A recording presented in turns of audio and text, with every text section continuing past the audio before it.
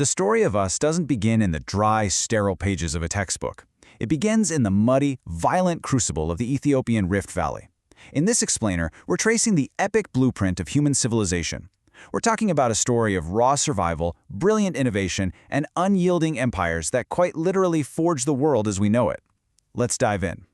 Imagine stepping back 200,000 years into a brutal, almost post-apocalyptic fight for survival against deadly predators. Now, fast forward to a heavy rainstorm in 1997. That rain washed away layers of ancient Earth, and it unearthed a fractured skull, a discovery that completely shattered the timeline of human history. Part 1: Dawn of Humanity. The name given to this remarkable relic is Idaltu, which means firstborn. And here's the crazy part. This 160,000-year-old skull possesses completely modern human anatomy. When you pair that with the genetic tracing of our universal maternal ancestor, mitochondrial Eve, this incredible find proves that modern humans were walking the African savanna way earlier than anyone ever guessed.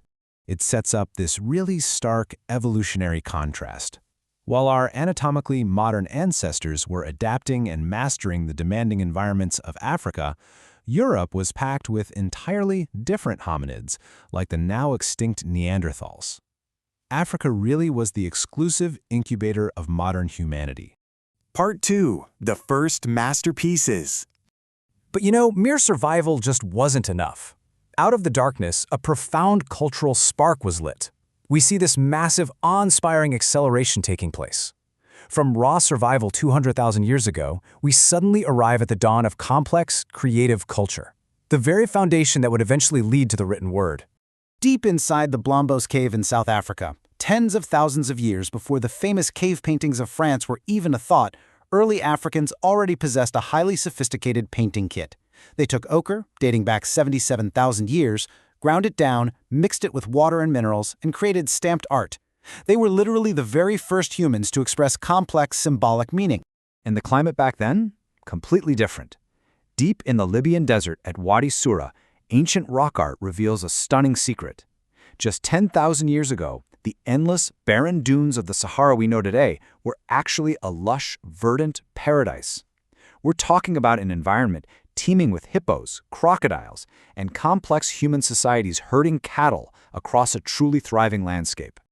Part 3: Empires of the Nile.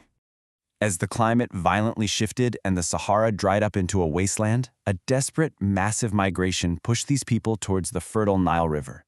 And here, around 3,250 BC, this immense concentration of humanity birthed a revolution. Found in Abydos, specifically in Tomb Uj, these elite royal ivory property tags completely shatter the historical myth that written language began exclusively in the Middle East.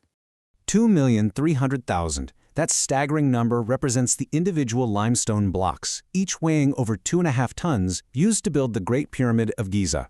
But what's truly fascinating here, this monument was engineered exclusively by a conscripted, paid Egyptian workforce, not slaves, as the popular myth constantly suggests. Part 4: The Black Pharaohs. Now, as Egypt's colossal shadow grew, a bitter, fierce rivalry ignited to the south. To guarantee their opulent passage into the afterlife, the Egyptian pharaohs demanded lavish wealth, uncorrupted gold, which they considered the very skin of the gods, alongside leopard skins from the interior and ostrich feathers. All of this was aggressively plundered from the neighboring warrior kingdom of Kush. But, empires always fracture. The tables eventually turned. Around 750 BC, a brilliant Kushite leader named King Pa saw a weakened, fragmented Egypt. Casting himself as the true champion of the god Amun, Pa launched a massive holy war right down the Nile. He completely conquered his former overlords and established the legendary 25th dynasty, ruling as the Black Pharaohs. Part 5: War with Rome. Fast forward centuries later, Cleopatra falls. The unstoppable, ruthless Roman military machine annexes Egypt and turns its predatory sights southward onto Kush. Enter Candace Amani-Renis.